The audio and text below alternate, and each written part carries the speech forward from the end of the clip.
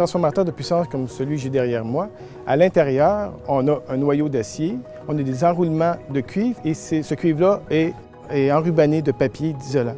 Et ce papier-là se décompose avec le temps et tout ça baigne dans l'huile minérale. Le seul matériel accessible dans un transformateur de puissance, c'est l'huile.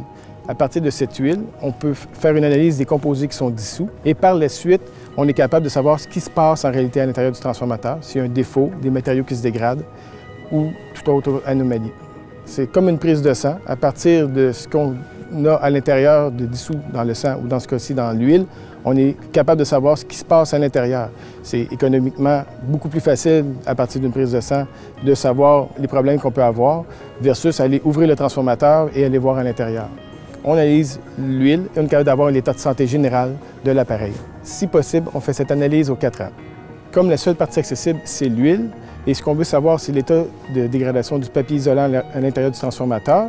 On a découvert que le méthanol qui est produit quand le papier se décompose se dissout dans l'huile, et de cette façon, on peut l'analyser et savoir l'état du papier isolant à l'intérieur du transformateur. Des centaines de données qu'on a accumulées jusqu'à aujourd'hui, on est beaucoup plus en mesure de prédire l'état de vieillissement de nos transformateurs et maintenant on est capable de les cataloguer et savoir lesquels ont l'air plus vieux par rapport aux autres pour permettre à TransÉnergie de mieux gérer leur parc de transformateurs. C'est comme si à la maison, on est en mesure de prédire quelle rénovation à faire en premier lieu et dans notre cas, pour le transformateur, ça nous permet de justifier quel appareil remplacer le plus judicieusement possible. Le laboratoire où sont situées les boîtes à gants nous permet de préparer des échantillons dans les mêmes conditions qu'un transformateur, c'est-à-dire dans ces boîtes-là, qui sont des conditions contrôlées. On ajoute de l'huile et du papier dans des ampoules pour par la suite les envoyer en vieillissement dans des fours.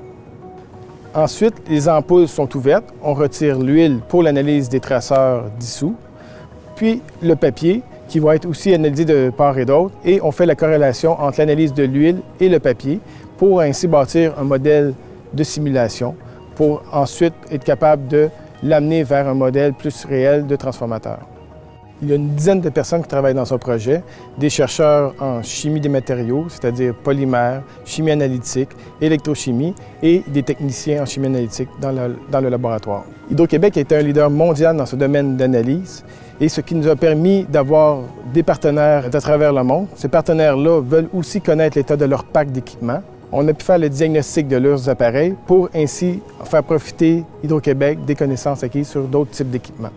L'avantage pour Hydro-Québec TransÉnergie est de mieux connaître l'état réel de leurs équipements pour en faire une gestion beaucoup plus efficace.